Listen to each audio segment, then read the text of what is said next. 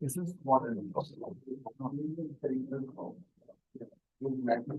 But not for trained into like time service. I have another model.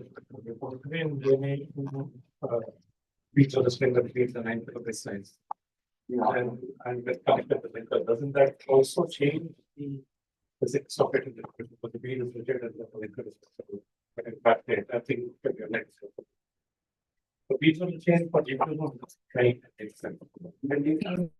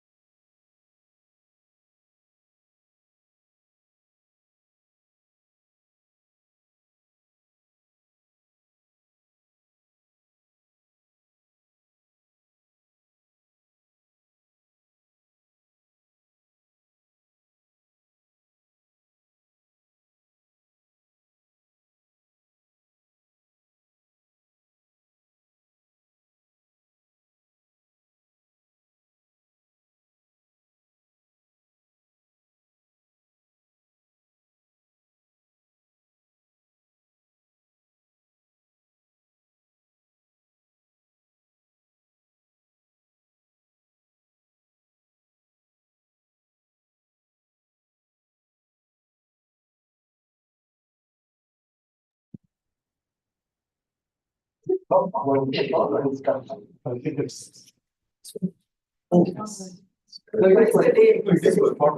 It's correct twice. It's correct twice. No, it's not correct any day. Because it's not any time of the day. Because it's working. there's some facts about when it is correct.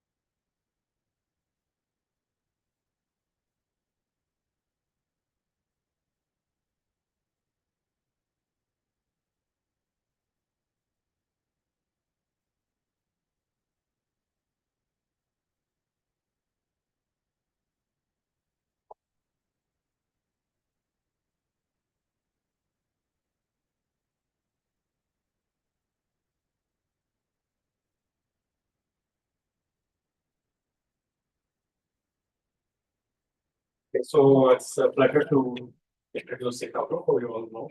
And he's been one of the people that the institute in the country who's been looking at neuroscience from every angle, from the basic biology angle, like the C. elegans network, to computational neuroscience and theoretical neural networks and so on.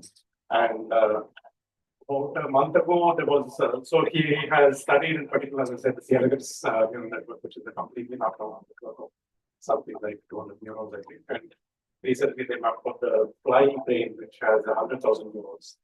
I asked him whether he wants to talk about that, and I didn't get an answer. But then they announced this Nobel Prize, and he said, yes, he'd like to talk about this.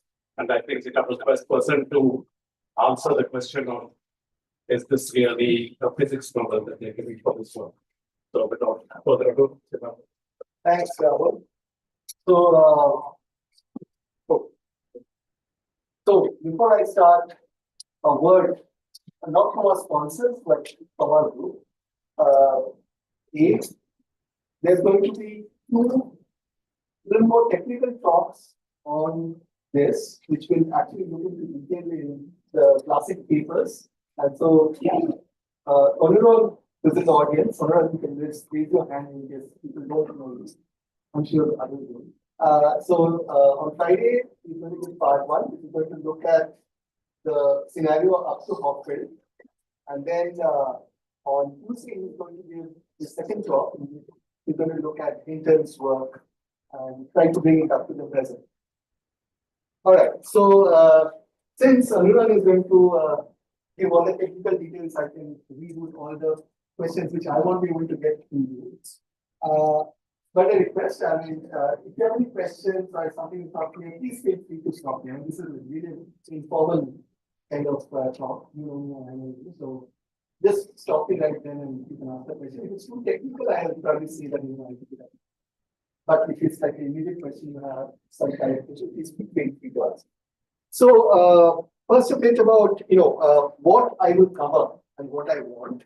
So this is something I found from Fabio Vesquez's towardsdatascience.com site, which I've slightly adapted. So this is what he calls the road to deep learning. So he has a few other points here which I kind of removed because to basically highlight on the ones which I thought were the key milestones on the road to deep learning. So what will I be focusing on? So as you can see, it goes from 1943 to something like 2017. Now, fortunately for me, if I just focus on the physics, I could kind of draw a line right here and say this part of the physics is really relevant. So essentially, I'll be zooming into this part. And I'll also talk a bit about the prehistory. See, here, Vasquez's image just starts with McCulloch and Pitts. But I will show that actually there's kind of a history even behind that. And I will touch upon briefly on Turing, briefly on Rosenblatt, and how that first neural network revolution died because of an attack by Marvin Minsky and Sima Piepert. And then the second revolution started somewhere around early 80s. And Hopfield and Hinton and Sainowski were the key figures in its revival. So I will kind of just stop at towards the end of this, so to say, second revolution. And the third revolution actually started with the restricted Boltzmann machine and so on. So this is something I just briefly mentioned, but I think Anurag is going to talk about that in his Tuesday talk. So I'll leave Anurag to tackle. And the reason for focusing on this is that this part has a very solid physics background.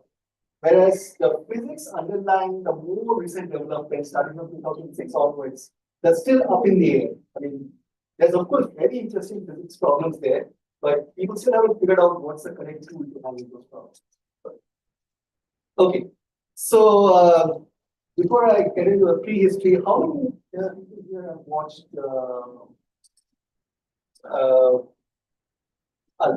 Wait a minute, come to that in a moment. So this dream that you could make machines which could think or which could simulate living machines, of course, goes back a long time. So back in the 17th century, René Descartes, founder of coordinate geometry and also great philosopher, who also, was the tutor of Queen Christina of Sweden, one of the most unorthodox characters of history.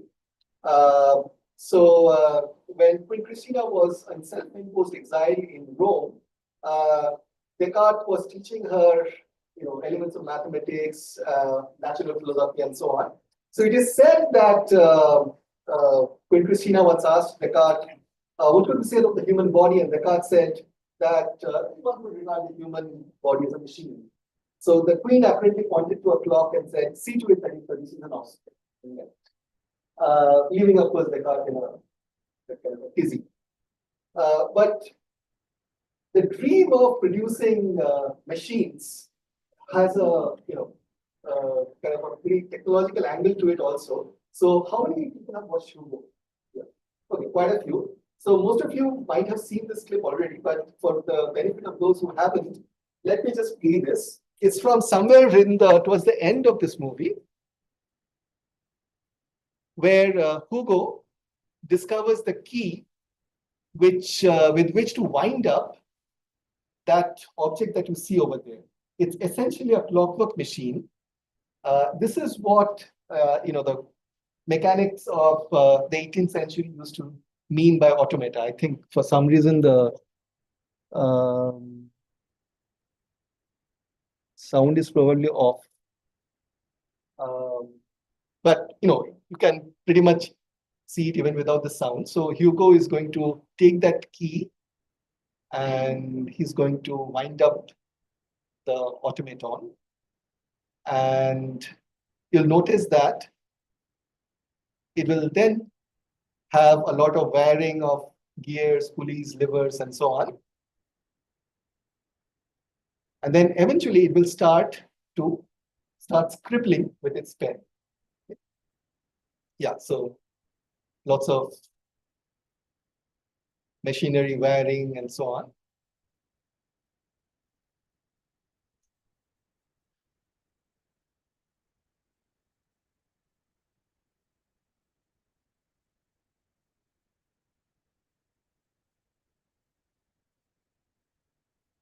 And then its hand is activated.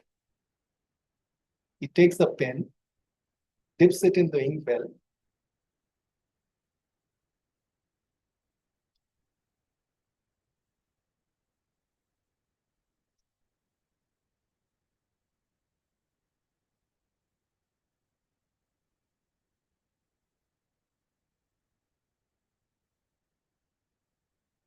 and then starts making scribbles in the paper. So for those of you who have watched the movie, you know that it's going to produce a drawing, which is basically a scene from the famous movie by Cecil, not Cecil, but forgotten, one of the pioneers of cinema.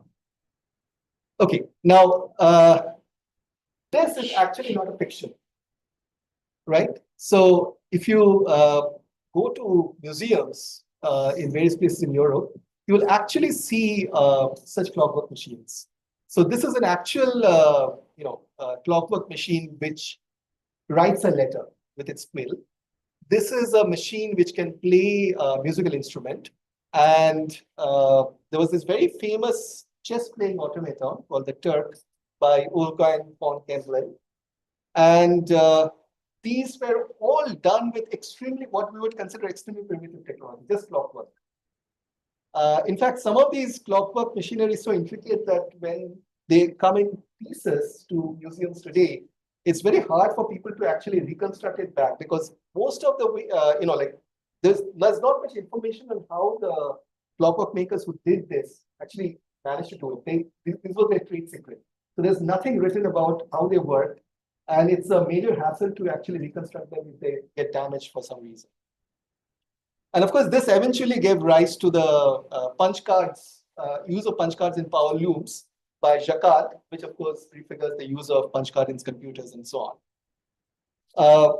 But in 19th century, we had another development also where George Bull, an English mathematician, he wrote this book called Investigation of the Laws of Thought. So now, of course, Boolean logic is mostly thought of as, or mostly taught in the context of digital circuits and so on.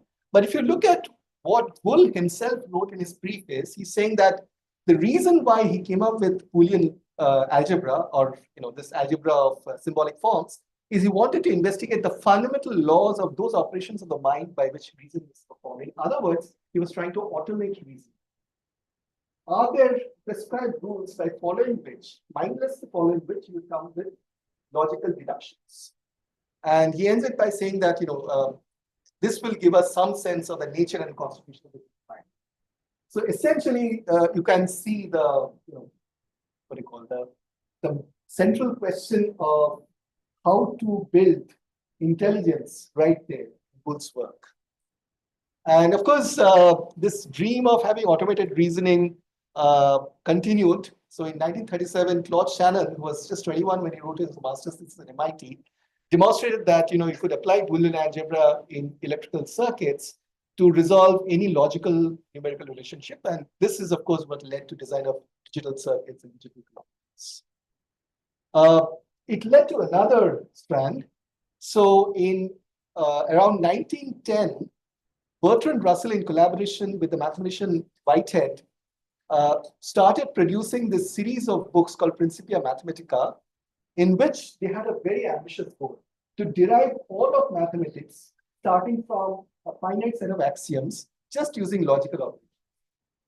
So they said if mathematics is complete and consistent, it should be possible to derive all of mathematics from a set of axioms using just logical operations. Of course, we know that what happened to that operation. Eventually, Gödel happened, and then Turing happened, and they showed that mathematics cannot be both consistent and complete. Turing, of course, has a role in this story also as one who kind of asked the question that suppose you claim that a machine can think, how will you test it? Or how will you say that, okay, finally the machine we have produced thinking machine, or machine which are as intelligent as humans. Now, usually, like philosophers, when they start to grapple with this question, they kind of get down into this very hard to answer question of what is thinking, what is intelligence, and so on. Turing stayed clear of that. He took a very operational approach to it, and he said, intelligence is what intelligence does. And so in his famous paper published in The Mind in 1950, he proposed what he called the imitation game. So the imitation game, he first gives an analogy. He said that suppose behind the door is either a man or a woman. Now, you're going to interrogate this other person behind the door, let's say by written questions and answers, so that the voice doesn't give away the person. And you're going to try to find out whether it's a man or a woman. So you're going to try all kinds of questions. And of course, that person on the other side of the partition is trying to fool you. So, going to deliberately give you some answers, which is supposed to make you think that this person is of some gender which he or she is not. And so the question is, can you nevertheless figure out after some time, when you have related this person enough, whether it's a man or a woman? Then he turned it around. He said that, what if it's a human being and a computer? And you are just interrogating them through some teletype, so that you don't actually see what's on the other side of the partition. So you can ask any question you like. And you're basically trying to figure out whether it's a machine which is just going according to some algorithm, or it's a human. And this is, in some sense, an incredible test because it completely cuts out this whole idea of how do you define thinking, where is actually is it? Are you supposed to have consciousness? What is consciousness, and so on? You just say if something manages to fool you, for no matter what question you ask, it's as intelligent as humans or practical coding. But this symbolic approach to AI is what dominated this entire period from 1969 to about 1980, where computer scientists who were working on this said that, look, it really doesn't matter what the hardware of the brain does, as long as symbolically it can manipulate and do logical reasoning, which will make it emulate human thinking. So basically, it will pass the Turing test. Now, it's a coincidence, or probably not, that around the same time that quantum physicists like Niels Bohr and Erwin Schrödinger we're grappling with the question of what is life. And we're coming to the conclusion that life is as much about information as about matter. You had Warren McCulloch and Walter Pitts grappling with the same question about the mind. That can you actually think about the operations which go on in the mind as essentially framed in terms of certain laws about information? So McCulloch was essentially what we would call today a cognitive psychologist, or a philosopher, and Walter Pitts was a mathematical prodigy who grew up in the streets of, I think, Chicago, if I'm not too mistaken. And he learned mathematics by essentially hiding in the library as a shelter from getting beaten up by the boys. I mean, he basically used to live on the road. And so being in the library, he started looking at his books, and he essentially taught himself so much maths that when he was still a teenager and he contacted Warren McCulloch immediately after having a chat with him offered him a fellowship. So between the two of them, they started asking the question that can you come up with a very simple description of the neuron so that we can start asking the question, how does the brain actually compute? And this is essentially their highly simplified model of a neuron. So if you look at a biological neuron, it looks something like this. So there would be, I mean, of course, there's a huge variation in the morphology of neurons. But if you go by what your high school textbook would say a neuron is, you would say that there's a cell body or a soma. Then there are dendrites. So these dendrites are basically giving the incoming signal. So other neurons would connect to these dendrites. And if there's activation of these other neurons, that activation will be passed on to the cell body by these dendrites. So the dendrites actually act as the inputs. Then the soma essentially will pass on the output to the axons, and these axons will connect to dendrites of other neurons, and so this is the output. This was replaced by McCulloch and Pitts in this paper that they published in 1943 by this very simple operator. So they said that, look, if you consider all the other neurons which are connected to this particular neuron as essentially corresponding to inputs I1, I2 up to IN, then each of these connections are feeding with certain strengths. So let's call them connection weights. So the connection weight for the input I1 is W1, for 2 it's W2, and so on. So what you're doing is you're doing a weighted sum of these inputs. So essentially you're doing a summation Wi, II.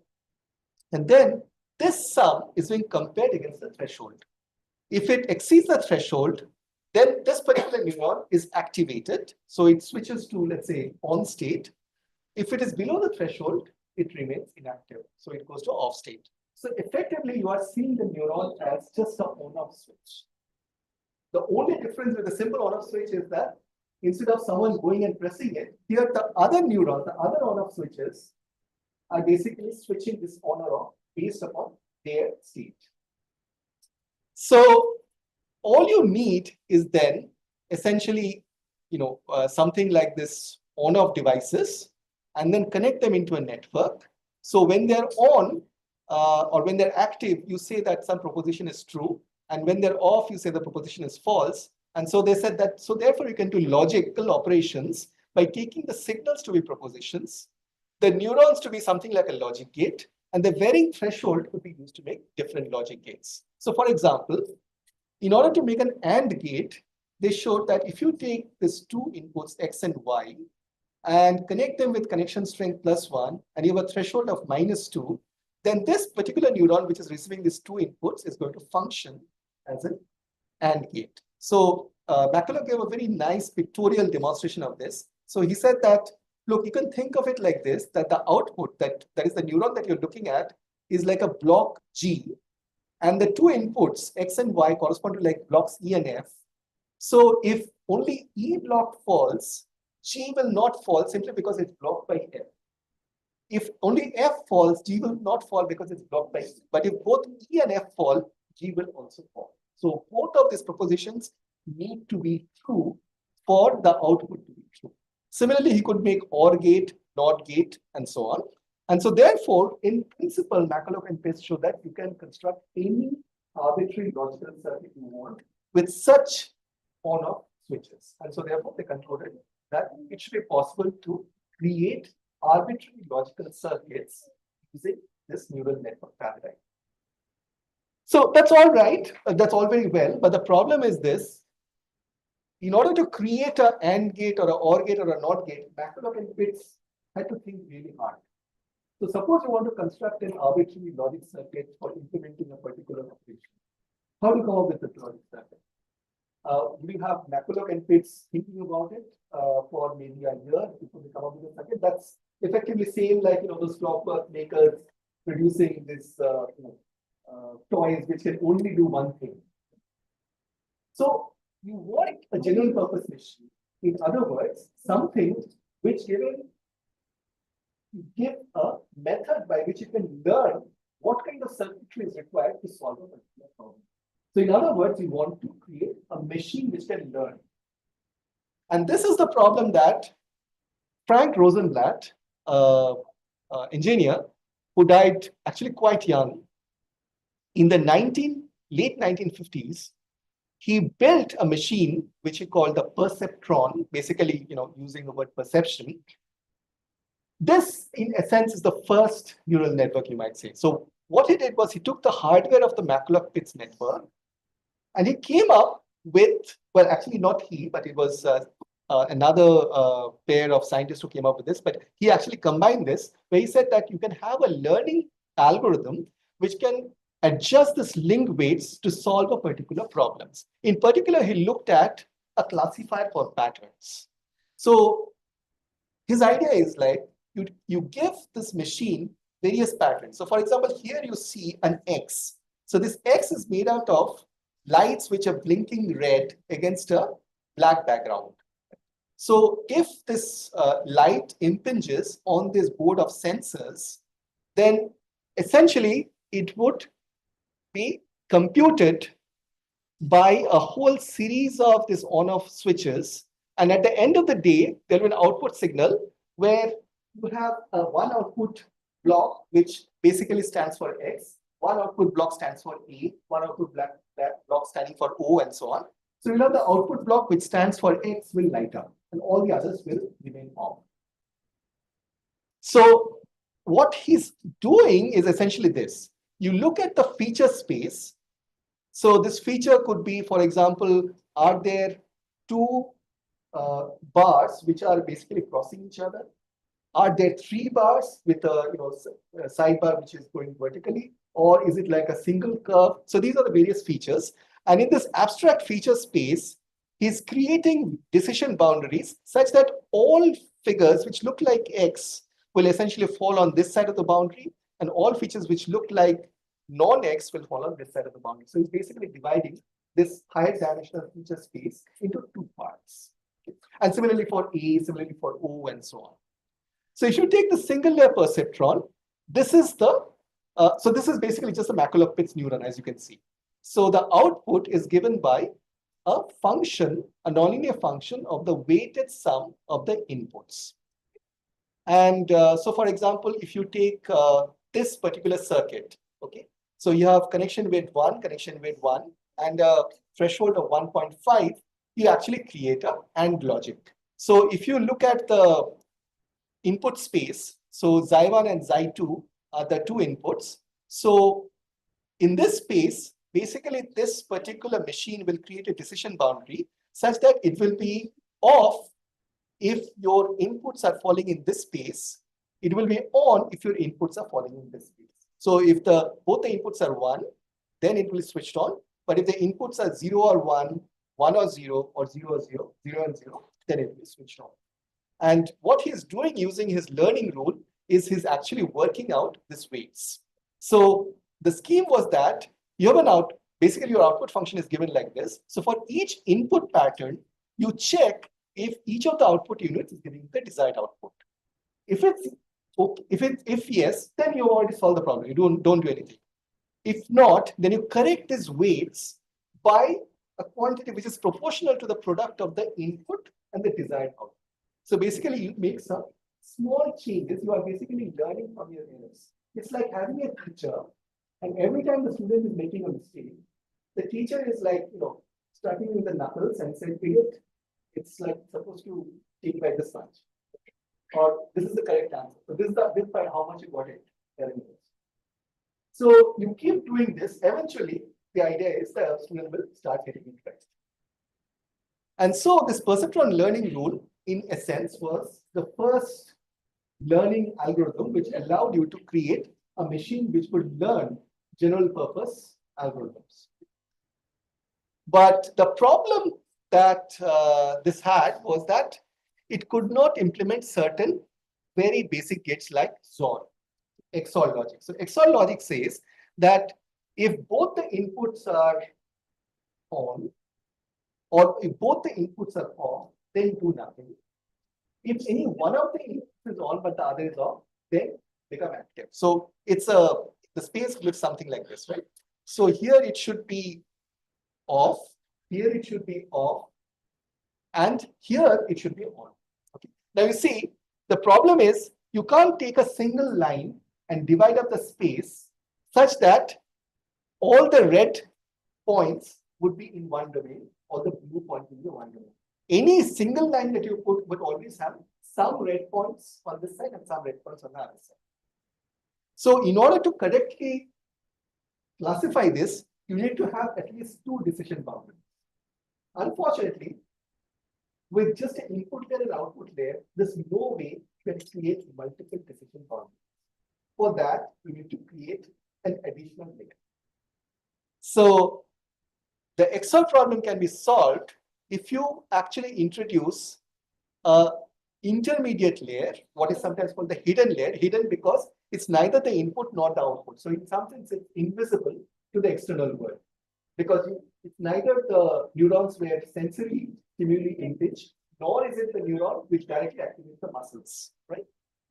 So once you have intermediate layer, it's very easy to see. So I've actually given you the kind of connections you need to produce precisely this XOR logic or the NAND logic and so on. But the problem is, how do you train this network? Because unlike the perceptron, where you could use the product of the input and the desired output as the correcting factor, here, for the hidden node, you have no way of accessing it. So how are you going to know that the connection weights are correct? So for a long time, after Minsky and Peppert pointed this out in their book Perceptrons, so this came out in 1969, effectively all work on neural networks stopped. So it was very unfashionable until in the 1980s, there were people who independently discovered an algorithm called the backpropagation algorithm, which could actually train networks with arbitrary number of layers. All right, and that eventually, and this is something, I'm going way ahead of the story, from 2000 onwards, you basically started having, improved algorithms which could actually train networks with arbitrary number of intermediate layers. And when people started looking at what kind of representation were these intermediate layered nodes supporting, they found that this input layer were recognizing things like, simple geometric patterns like edges oriented at various angles. The first hidden layer was recognizing things like contours, like circles, curves of various kinds, or edges, like, this L-shaped. And then the second hidden layer was basically, building these components into, some kind of triangles or eyes or whatever. And the output layer was finally putting them all together to create various kinds of faces. So one of the biggest surprises is that it turned out that this is precisely how our visual cortex also works. Yeah. How they tackle this problem of dividing the weight? Yeah.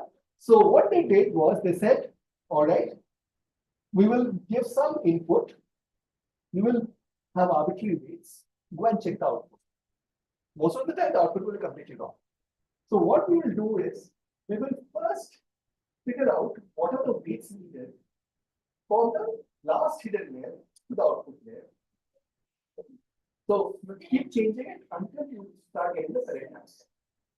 Then you try, okay, what will be the correct weights between the last hidden layer and the second but last hidden layer?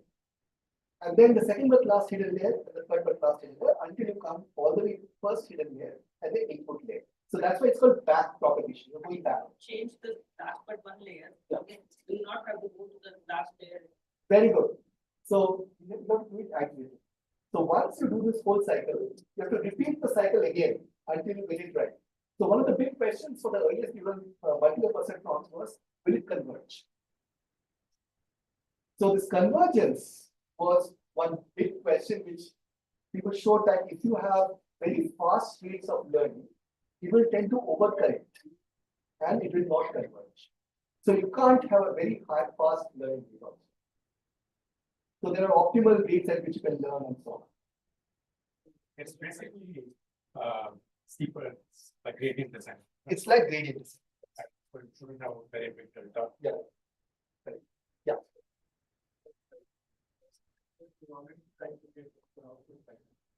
Sorry. So you're modifying the first. Right. You get correct. So you have an error, right? So that error you are using to modify the first, the output layer to the first last hidden layer rate, and then you use the last hidden layer's output to correct the last and last but one hidden layer, and so on. So you back propagate. But then you go back to the input to the first hidden layer. Then you run the whole procedure once again. So you give the input, you see what's the output. Again, you see that it's making a mistake. So again, you do the procedure all over again. So you use a set of what is called the training set. You have pairs of input and correct output, and you use that to basically keep changing the weights until for the entire training set, it's giving you the correct result. And then hopefully your network is ready and you try the test data set. Okay, so it turns out that the primary visual cortex is somewhat built like this. So if you look, and this was actually found out by Hubel and Wiesel, for which they got the 1981 Nobel Prize in Physiology. So they found that if you look at the primary visual cortex, which is like the first region of the brain which receives visual stimuli, for a long time they were studying cats and they were planting electrodes. I'm told this is a very human experiment. No cats were harmed during this experiment. The idea was you show it various visual stimuli, and when this neuron that they're recording from starts firing like mad, then you know this is what is it. And for a long time, they try out various visual. So they had all those transparency slides. Not sure how many people have actually seen that one. They doesn't do now. So basically, they had a transparency projector. They would put these plastic sheets with various things drawn on them, and then it will project it on the screen, and the cat's head is fixed so that it can only look at that place, and then it's recorded from there. Now, whatever they tried, nothing. So suddenly, once while changing one slide, during the time they are like, they are like have one slide out, suddenly it starts chattering like mad. And then they put the slide fully in, nothing. And then after a few trials and errors, they realized it's not responding to what's on the slide. It's responding to the fact that the slide, when we move, casts a shadow of a particular angle on the wall. So if they see a shadow, which is a vertical bar oriented at a particular angle, the neuron is responding to that. And so then, experimenting with different neurons, they realized that these neurons in this P1, the primary visual cortex, actually respond to bars, dark bar against a light background or bright bars against a dark background, which are oriented very same. So each neuron is specialized for a particular angle of orientation. So then they were very puzzled. Okay, so then that means they are kind of only responding to edges. So how are they actually making sense of a full object? So then they realized that the next layer of the brain is basically responding to like combinations of these edges. So you take two edges and you join it at various angles. So each of these neurons will respond to these various things.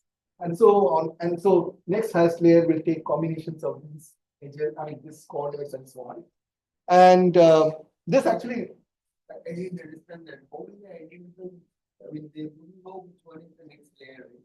no, anatomically you know, because you know Anatomically, you know. which connection, where the V1 connections are going to. So that they can do. No, but this actually gave rise to a major conundrum. So they said that this is how you form a percept of a, let's say, a face. So when I see your face and recognize it as a protein, what I'm doing is my first visual layer is actually breaking your entire piece into the edges of various angles. My second layer is going to join up all these angles to, let's say, identify various places where you have sharp corners. The third layer is, let's say, recognizing your nose, your earlobe, and things like that. So, by this logic, that means deeper and deeper as you go into the brain, it must be recognizing more and more specific. So, I think it was one Mountcastle or some neuroscientist like that, who said logical extension of this will suggest that deep inside your brain, there is a neuron which is specific to the piece of your grandmother, which will fire only if your grandmother comes in with you and no other time. Because it actually combines all those specific features with a specific your grandmother. So this is the so-called grandmother cell. Now, it also means that if something happens to that neuron, you're never going to replace it. So for a long time, people use this grandmother cell hypothesis to argue, oh, it can't be true. You must be using some other, they must be using some other method of recognizing people. It can't be like the specific neuron thing. Until, of course, like about 15 years back, a few neuroscientists who were working with, I think, patients undergoing brain surgery. And before the surgery, they were trying out some research experiments. And they discovered the Jennifer Aniston. So apparently, there was a neuron in this patient's brain which would only respond to pictures of Jennifer Aniston and to nothing else. You show it Angelina Jolie, nothing. You show it Eiffel Tower, nothing. Jennifer Aniston, good man. So, and you can show Jennifer Aniston in various orientations. You could show Jennifer Aniston's publicity skill. You could show Jennifer Aniston in Friends or in one of her movies. It will happen. But you show like anything else. You show Brad Pitt with Jennifer Aniston. Right? So, I mean, it only is you kind of uniquely responding to Jennifer Aniston. Now, there's still a lot of debate as to how to interpret this, but it just shows that, when we poo-poo idea saying, oh, it can't be, it contains nonsensical biology is rich enough to come up with anything. So, one of the big, yeah. Single neuron is firing not a group of neurons. No, it is single neuron. That's the surprising part. Is it possible it might also keep 5 or 10 copies at different parts? Perfectly possible, but the possibility of you hoping electrode at random and coming up with precisely that neuron, the other neuron which recognizes Jennifer Aniston is pretty low. I mean, I'm still puzzled. Where did they get this idea of showing pictures of Jennifer Aniston? Also, previous question. It is a single neuron, but it gets its inputs from a neuron. Of course. Yeah. No, it is getting inputs from many different layers. So that's how it's combined. So we can view it as maybe an output there for the reference. Correct. But it also seems that there is a neuron which is specific to Jennifer Aniston, which is mind-boggling. So, is it know how many layers of brain now? Well, there are anatomical layers. So if I, for example, the thing is that told is too complex to actually fully map it out. So parts of the brain has been mapped out. The visual cortex in particular has been mapped out in quite great detail. And anatomically, we know that there are, I would guess, about something like more than 10 layers. But see, we are not just talking about visual. We are talking about parallel streams of auditory, olfactory, and there will be other, non-sensory kind of processing is going on. So it's very hard to say exactly how many layers is going on.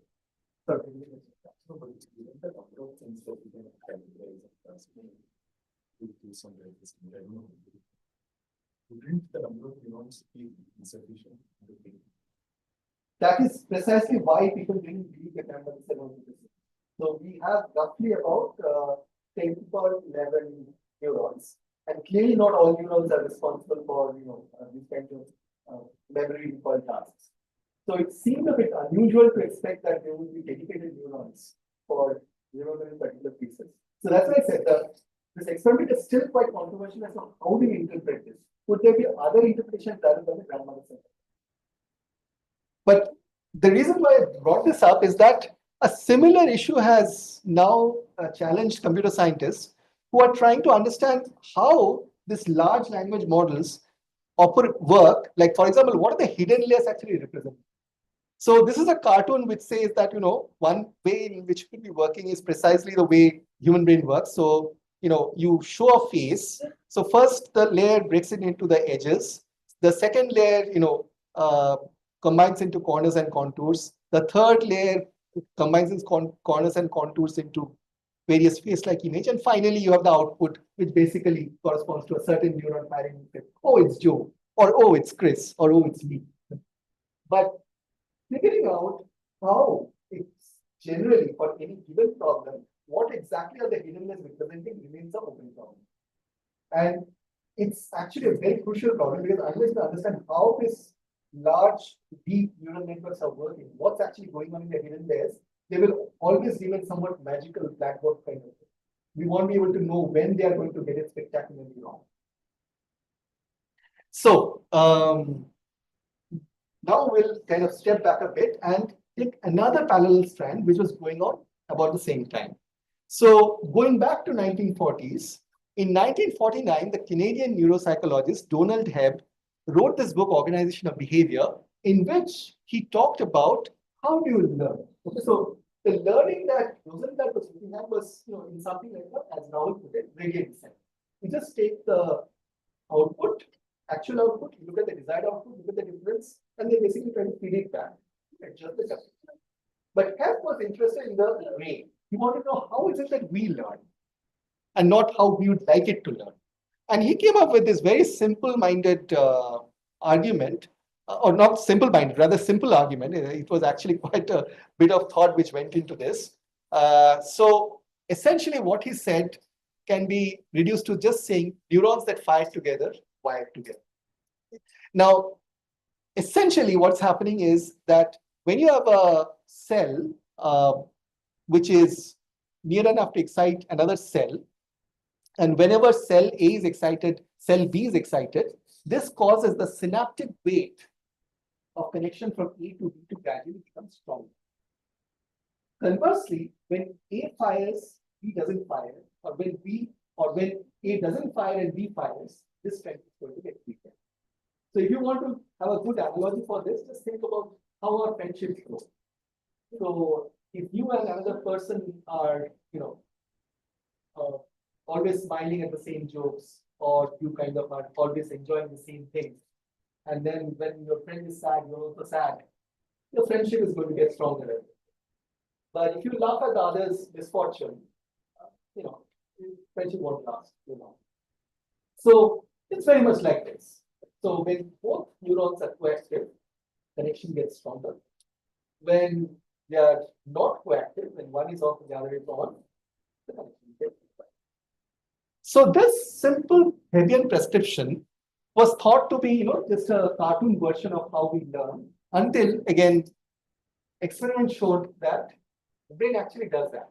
So in 1966, the first empirical observation of this Hebb rule was done, and the biologists called it long-term potentiation. So they found that if consistently neuron A firing is followed by neuron B firing, the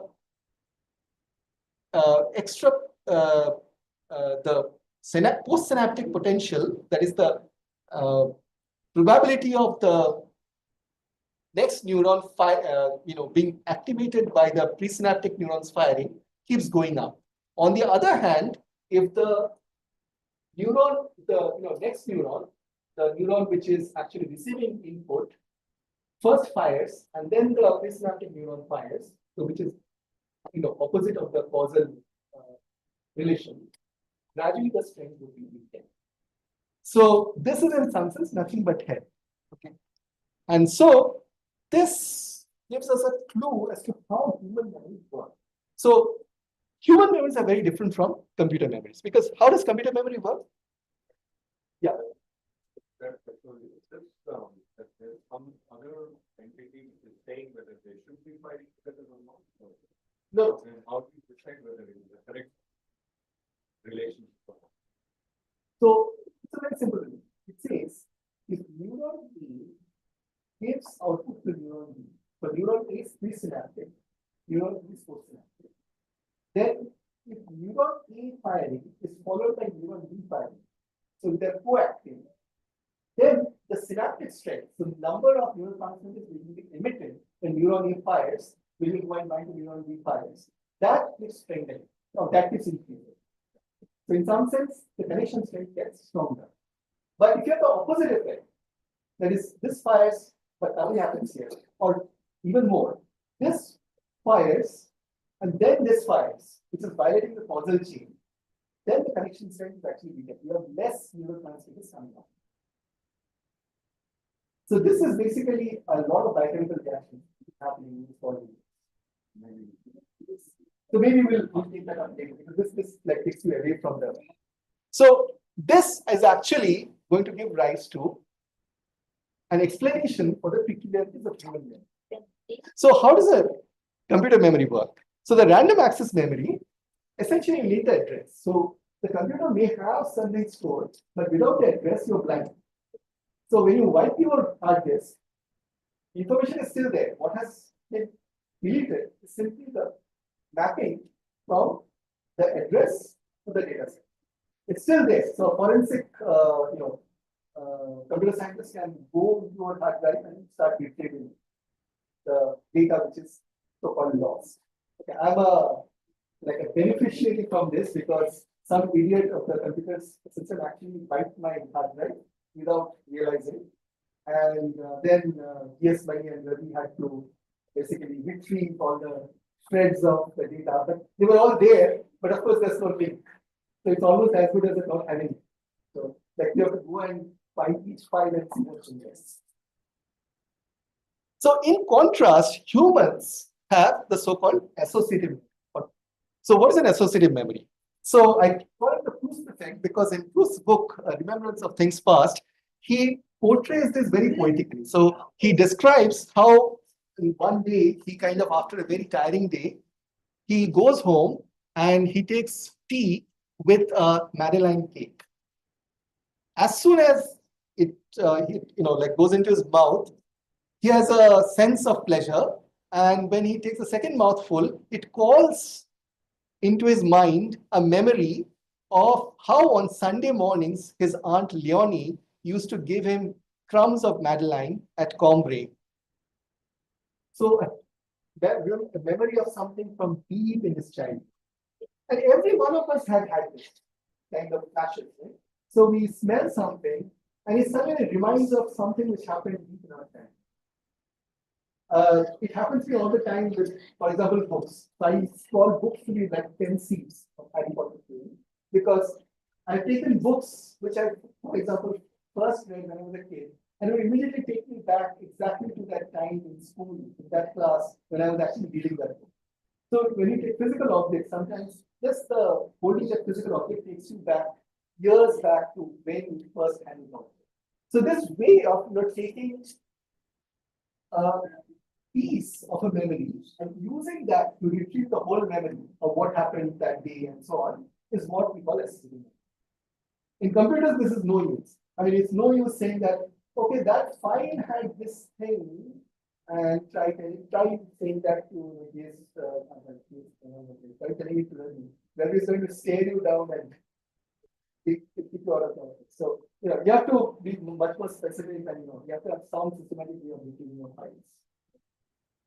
So the question is, given that Proust has described this so beautifully that human memory is associative, but how do you actually construct it? How do you actually have such associative memory? And so this is where Hopfield comes in. So Hopfield, so I'll go into his model in a second, essentially proposed a model in which he showed that, look, you can explain this assertive memory if memory basically behaves as a system which has multiple attractors.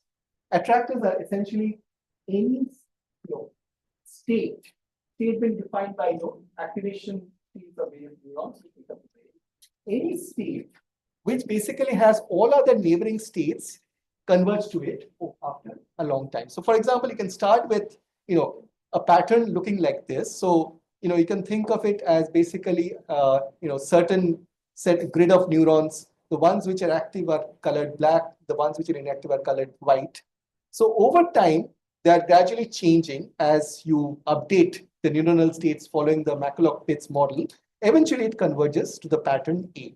And similarly, you could have pattern B, pattern C, pattern D, and so on. And so essentially, any pattern which is essentially close enough to look like A, you will eventually converge to this pattern A. And so you say that from this noisy A, so this is this trying to answer the question, how is it that you have these various ways in which we write A, but we still recognize it as an A? How is it that we can generalize over a lot of variation? What is the A-ness of the letter A? So what Hopfield did in 1982 was basically take the McCulloch-Pitts framework, combine it with the Hebb learning rule, and came up with this model for associative memory. Now, so what he's doing is that he's basically having n neurons, each of which are just on-off switches. Each neuron is receiving inputs from all the rest of the neurons. So basically, it's all-to-all connected graph. And what is happening is you're just taking a weighted sum, and you're taking the sign of the weighted sum of these inputs to decide what is going to be the current state of your output. And because he was a physicist, he said that, okay, instead of just binary 0, 1, I will just use -1 + 1 so that I can think of it as basically spins. Okay. And there is no noise in his first model, so you can think of it as just deterministic dynamics. Okay, so far so good. And the problem was that there was someone else called Little who had 8 years back proposed almost the same model, McCulloch-Pitts, Hebb. But Hopfield had an ace up his sleeve. He made the obviously wrong assumption, biologically. He said, let's assume that the connection weights are symmetric. So in other words, if I is connected to J with weight W, J is also connected to I with weight, the same weight. Now, this is so patently absurd and wrong, any biologist would shudder at it. Because we know that synapses are always directed. A is connected to B, but B may not be connected to A. Even if they're connected, A to B may be excited to, so it's a plus connection, B to A may be inhibited. And even if they have the same sign, it's very, very unlikely the weights are going to be numerically the same. But this was a brilliant step backwards, as the physicist Daniel Emmett later wrote in his book, Modeling with Function. Because this allowed him to write down a Hamiltonian, an energy function. So he said that, look, if I do this, that if I find out the weights by just using the Hebb rule on the patterns I wish to store. So the patterns are simply, sequence of certain neurons active, certain neurons inactive. So you can use pictures where you say that if it's an X, then all the places where the X is located, the neurons are on. All the places where the X is not occupied, the neurons are off. So similarly, a triangle, waves, something which looks like an inverted anthropomorphic shape, and so on. So each of these I can represent as a spin array, a +1. So I can say +1, +1, -1, -1, -1, +1, +1, +1, +1, +1, -1, -1, -1. So I can write down this entire figure as basically just a spin configuration. And then I just look at the product of the ith and the jth spins for the particular pattern P, and then sum over all the product pairs to find what is the connection weight between I and J. So this is just Hebb. The moment you do this, you have a network where the attractors correspond to precisely the patterns we wish to store. The Hebb rule ensures that the energy minima are precisely corresponding to the spin configuration, which you stored using the Hebb rule. So the advantage of using the Hebb rule is that now you can sculpt your energy landscape of your spin model. You can design your energy function such that its minima corresponds to the patterns, the spin configurations which you want to make this. So starting from a pattern like this, so suppose you store a pattern like this, like a dog, you mess it up very much, but then you allow it to converge and it will converge to precisely the shape of the dog. So for example, let's take this example. Suppose you just have a 3 neuron network. So you have 1, -1 and -1, -1, which are the stored patterns that you wish to store. So when you use this Hebb rule, you get this weight matrix. So if you use this weight matrix, you'll find that starting from any other 3 spin configurations, you will flow to either -1, 1, -1 or 1, -1, 1. And this corresponds to the basin of attraction of this, and this corresponds to the basin of attraction of this. So for a single pattern, it's very easy to show that this is nothing but the easing point. So essentially what you have are 2 configurations, the one pattern you wish to store and its exact complement, the minus of that pattern. So all the ones replaced with -1 and -1 replaced with 1. So it will have a very smooth energy landscape starting from anywhere you're going to flow to, either the pattern itself or its exact complement. Problem rises when you're trying to store many patterns. Because now if you look at the input which is actually falling inside this argument of the sine function, you find that there is a term which will take you to the desired pattern, but there's also interference term because of all the other patterns which may have a -1, whereas the desired pattern had a +1. And this produces an interference or crosstalk. Now, provided this is small enough, the network can actually correct, or network can actually dominate over this, and so you can still get back the original pattern. But if this is too strong, you will actually not be able to correct the original pattern. And the reason, So what is the energy function? so the energy function is simply your classical easy Hamiltonian summation. Wij is SI with a minus in. Summation over any. With summation. The Hamiltonian previous speech. You mean this one? Yeah. So this is over pattern. So if you wish to store only one pattern, it's easy. It's just xi a into xi j. Okay. The ith bit of the pattern you wish to store times the jth bit of the pattern you wish to store. But if you wish to store p patterns, then you basically sum over the pairs of all of them. And this is what leads to the frustration. So basically what is happening, why you get in trouble when you have many patterns, is frustration. And frustration is easily illustrated by the eternal love triangle. So you have 3 characters, and depending upon what kind of relations they have, you could have a very balanced configuration where you can always find a configuration which will satisfy all constraints and you have an energy minimum.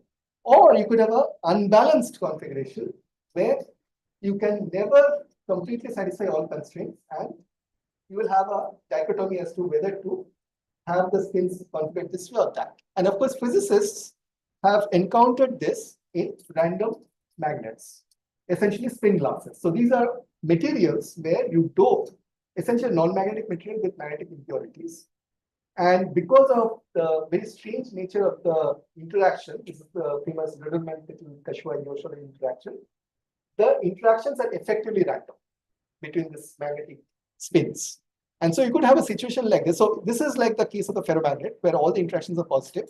But if you have an interaction like this, where it's positive between these 2 spins and negative, negative, negative for these spins, so then what happens is suppose you make one spin go down. So to satisfy this constraint that it should be a negative interaction, you make the spin up. Then to satisfy this negative interaction, you make the spin down again. Now the question is, what will you put here? If you put an up spin, it will conflict with this because it's a ferromagnetic interaction, it should be down. But if you put a down spin, it will conflict this with this because it's an antiferromagnetic interaction, it should be up. So you can't satisfy all constraints. And so you'll have 2 low-lying energy wells, neither of which are global minima, but you can toss between them. And so if you have many such spins, you will have an energy landscape which looks like this rugged energy landscape. And instead of going to the local minima, it will get, instead of going to the minima which correspond to the stored pattern, you'll get stuck in one of these, fictitious memories. So you will get stuck in a non-energy minima kind of pattern. And so this is what Hopfield kind of illustrated his network as. So you have these patterns, which basically correspond to something like global minimum. And basically, you can get stuck in local minima if you try storing too many patterns. So I'm out of time. So yeah, kind of, I'll just very quickly flash to the side. So I don't think I need 10 minutes. So basically, now you can put in temperature. So this was all in zero temperature. We just do gradient descent, just going down the energy value. But if you have temperature now, there's a small probability that you can actually go up the energy value also. And so then the question became, how do we analyze the parameter space where along one axis you're plotting how many patterns you're storing relative to the number of neurons? So this is the alpha parameter, which is the number of patterns you're storing relative to the number of neurons. And here, this is the temperature. Okay. So this corresponds to the zero temperature dynamics. So this is effectively identical to the Ising interaction, Ising ferromagnet. But the moment you have, sorry, not this one. So the moment you have alpha greater than 0, you have frustration in the system. And so therefore you have this multiple wells, and it becomes more and more hairy as alpha starts becoming larger and larger. So you go from a situation where the stored patterns are the lowest minima, but you also have a few other minima which can trap you for a while, to here you have the metastable state where the stored patterns are minima, but they're not the lowest. The lowest minima are actually some very fictitious memories. To spin glass, where actually the stored patterns are not minima at all, and you have spurious patterns which are the attractors, to finally the paramagnet at very high noise, at which the state is basically just flowing around. And this parameter space diagram was actually worked out not by Hopfield, but the physicists who got into the field as a result of Hopfield's classic paper, which showed, hey folks, neural network is nothing but spin glass exercise. So suddenly you have people like Daniel Lavie, Hannah Gottfried, Hans Apollotti, who basically knew the mathematical tricks of spin glass theory. And Giorgio Parisi, who won the Nobel Prize a few years back, actually also played a big role here, because he gave the replica symmetry breaking technique, which became very useful. Because replica symmetry breaking is what you need if you want to solve the mean field model of spin glasses. So they started applying these tools of the trade and worked out this analytic. So that's where actually the physics comes in, because spin glass theory, esoteric kind of exotic part of condensed matter physics, it was interesting, but by itself it wouldn't have pulled in so many physicists working on various facets of it. But the moment physicists got this connection with neural networks, they came in droves and started solving various problems. Like, for example, asking, how many patterns can you reliably store? This is a question that you couldn't have answered before. So asking like, how many patterns can you store in a neural network such that there's the very high probability starting from a nearby pattern, you will actually converge to a pattern, the actual pattern. This was answered by Ahmed Gottfried and Sompolinsky by showing that essentially this corresponds to this maximal loading capacity, which is what we call alpha C. So this is like 0.14. In other words, if you are storing 40% n number of patterns, that's kind of the limit you can get with Hopfield. Beyond that, you will not be able to reliably converge to the stored patterns. And surprise, surprise, in 2003, people found that attractor networks are actually there in cortex. So it seemed, the lesson seems to be, no matter how outlandish, remember, Hopfield started with that horrible assumption, Wi equal to Wgi. Any biologist worth her salt would have said this is nonsense, I will not look into this point. Well, biology is crazier than what we think it is. So you have attractor networks in the neocortex, which are behaving essentially like that, even though that basic symmetry is violated. So this is just to say that you can actually put in structure in the Hopfield network. So we know that brains are modular, and so what this student Neeraj Pradhan, who was basically a master student from BITS, he was working on a project with me, and much to our surprise, he found that if you look at a modular Hopfield network, actually there's some optimal modularity in which the basins of attraction of the stored patterns are the largest. So there's an optimal modularity. Below that, you get this high basin entropy, and for a homogeneous network, again, you get high basin entropy, but somehow it works best when you've got an optimal modularity. I'm just going to skip it. If anyone is interested, you can talk to me later. This is basically related to modular networks having multiple time scales. So it was converging very fast to the modular pattern and then slowly converging at the network level. And then Dennis Bray, in a paper in 95, showed that you can use the Hopfield network modeling paradigm even at the level of a single cell, where you can look at signaling networks as essentially being trained exactly like in a Hebrew, except that this occurs through evolution, whereas in the Hebrew, you are doing it through learning. Okay? So you can make the signaling network to a particular kind of response to a signal just by having evolution gradually walk through all these patterns. Okay, now the problem is, of course, the brain has also a hierarchical element. So far, Hopfield was just basically a flat plate, right? But we know from our high school biology that the brain is arranged in this way. There are sensory neurons, there are interneurons, there are motor neurons, and any stimulus first has to stimulate the sensory neuron, which is then processed by interneurons, which then goes to the motor neurons and finally leads to action. And some recent work of ours, which is done with Anand and Shakti, where we actually show these hierarchical layers where they are in the human brain and a few other organisms. So it turns out that the brain network has both modularity as well as hierarchy. And so the question is, where is the hierarchy in all these models? So that's what Hinton and Terry Sejnowski actually did in 1985. So they said that, okay, suppose we take Hopfield model, but not all the nodes are directly interacting with the sensory stimulus. There are a few hidden nodes which are just processing information, which are not directly perceptible to sensory stimulus. But in all other ways, it's exactly in the Hopfield model. Now, they found that this is way more powerful than Hopfield model because now we can introduce higher order correlations in, for example, SI, SK, which is not just trivially linked to the mean or the pairwise correlations. So this is exactly the way, for example, introducing a hidden layer made you capable of producing logic gates, which the single layered perceptron could not do. But training such Boltzmann machine turned out to be very hard. And so in 2005 or 6, Hinton came up with this idea of the restricted Boltzmann machine, where he basically turned it into a bipartite network. So he said that, okay, there are no links between the visible nodes, no link between the hidden nodes. All links are between hidden nodes and visible nodes. Okay. And this is what eventually gave rise to the first deep neural networks, where the first restricted Boltzmann machine in a sequence was trained using a given stimulus. Then the next restricted Boltzmann machine was used to train the hidden nodes of the first restricted Boltzmann machine, and so on down the chain, eventually giving rise to training down deep neural networks. Okay, so this is just basically saying that this is our group's hypothesis that the next revolution probably would be to introduce both the modularity and the hierarchy in the neural network, because the modularity in some sense allows information of different tasks to be processed in parallel, but you also require hierarchy to produce transformations. And so in practice, a modular hierarchy is the way brain seems to be doing it, and probably introducing such modular hierarchy in neural network architecture would be the way to go. Okay, so with that, I'd like to end this talk, and if you have any questions, please feel free to ask.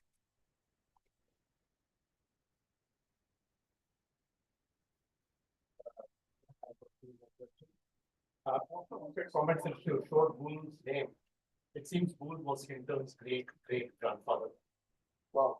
So I just learned that weeks ago.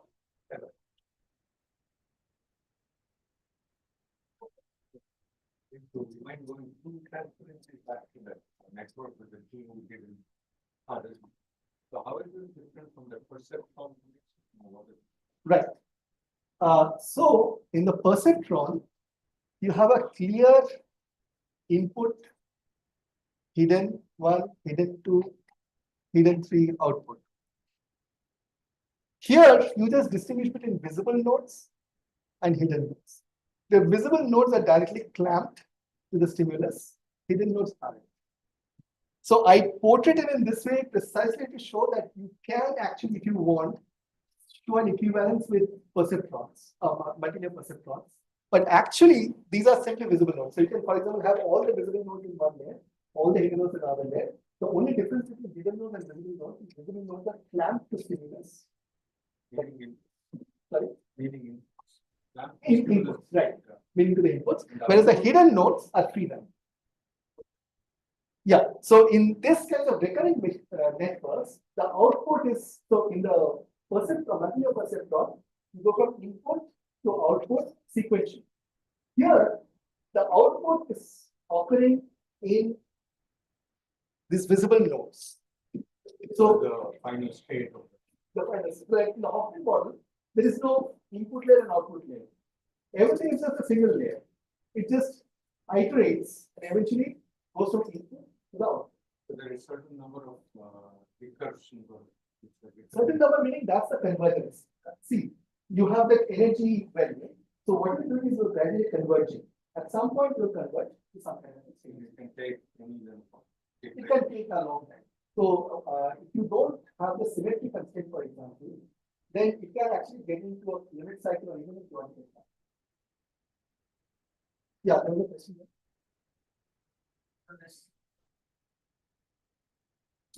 I got more confused. So previously there were multiple layers, right? There is the Okay, so these are two different strands. So the multilayer perceptron, their information is processing, information is going from input to output in a unidirectional manner. These architectures are so-called recurrent networks, where information is essentially being processed in parallel, giving up, there is no layered structure. there is no layers. So there are just hidden nodes and visible nodes. And here, you just have connections between hidden nodes and visible nodes. But the input and the output both would occur only in this video. How does removing layers solve the problem that we just No, so this it was not removing nodes, it was removing connections. So it turned out that this was had a tremendous convergence problem.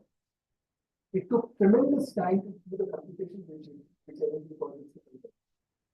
So it takes forever. So what they did was they said, okay, let's remove all this intermediate, all the connections within layers to see if it simplifies. So it worked.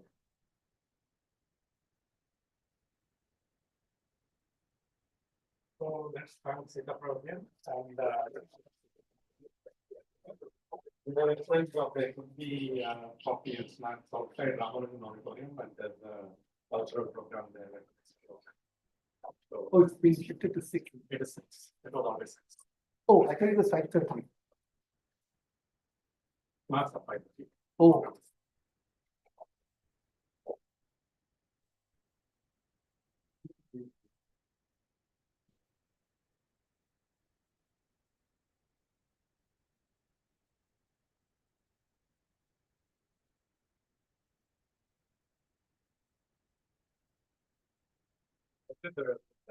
sorry, You ended the book. I didn't. It doesn't matter, but once my people about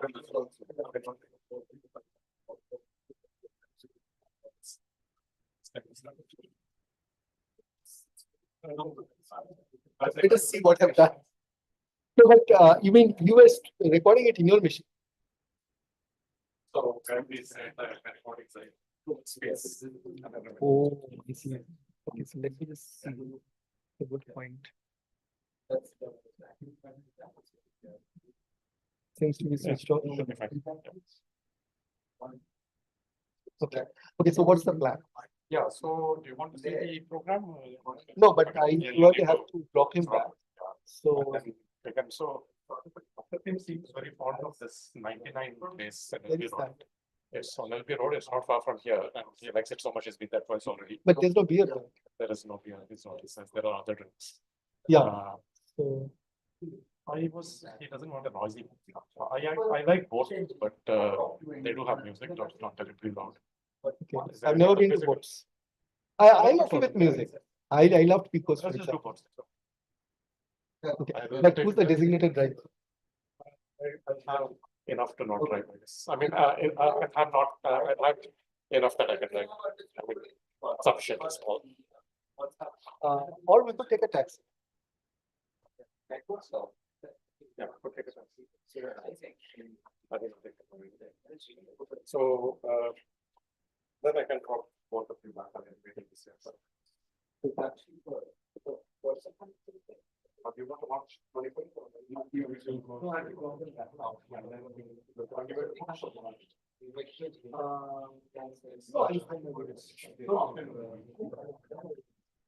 Okay.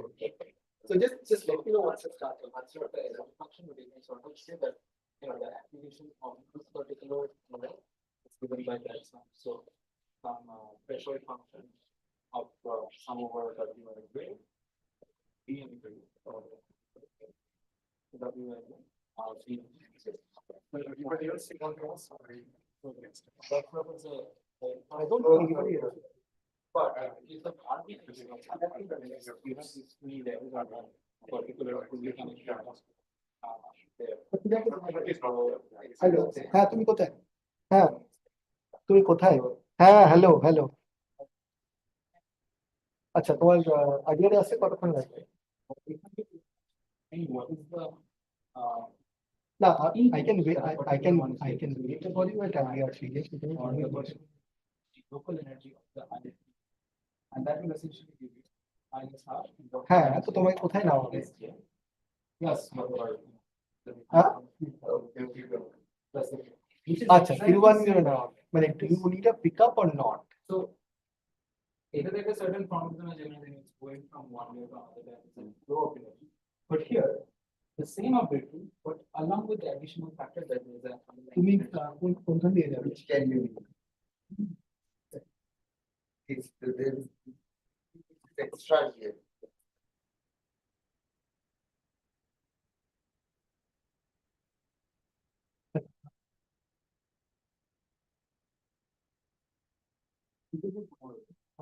Tomorrow, and I don't have a job.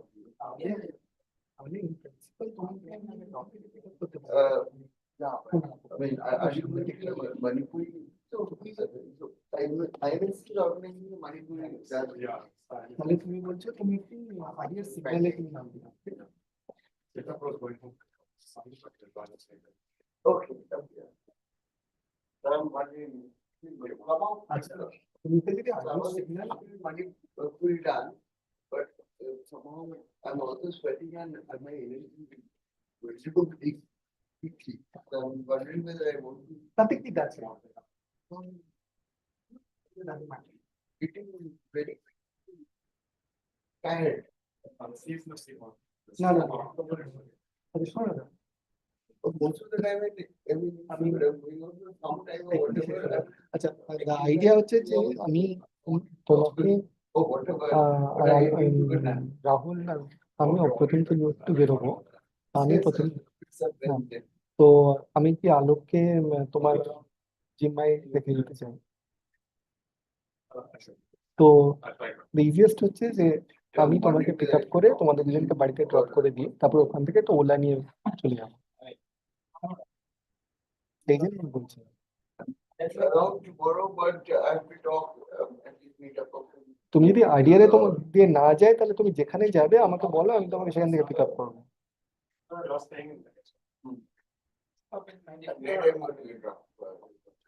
আচ্ছা ঠিক আছে ঠিক আছে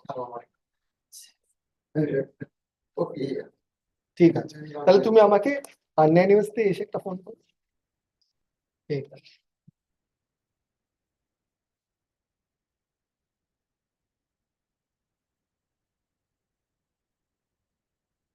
I guess you want. Indeed.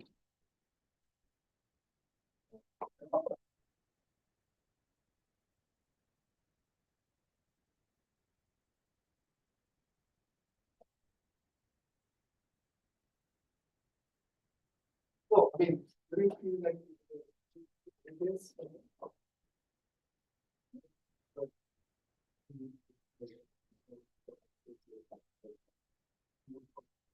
But I had a lot of information. No, I was a bit scared that if I go too like a popular talk kind of thing, they'll say, oh, and he knew there was no physics. Yeah, it ramped up really fast. Like, yeah, the way you started and till 5:15, it was, then it suddenly ramped up. I'm pretty sure a lot of people were. But yeah, looking at the attendance, I'm not really sure how many people are attending. Look, it's more for our benefit. Hello, wait. Then, somehow, like, I don't know, Rahul, Sandeep, I try to convince some people. You very like sort of interesting in sort of. Yeah, yeah. I also wanted to. Hello to your son. Oh, okay. Hello. Hello, this is Apratim uncle. Say hello. Hello.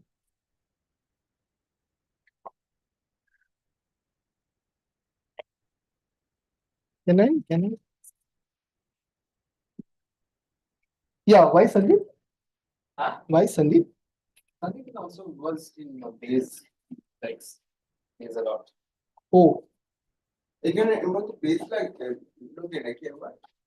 But I don't understand, Yeah, I base, I don't read it understand. multiple times. So even I don't understand. There's actually a very intricate connection between the machines like learning, like the different sort of energy minimization. But energy minimization is actually very intricate to daily.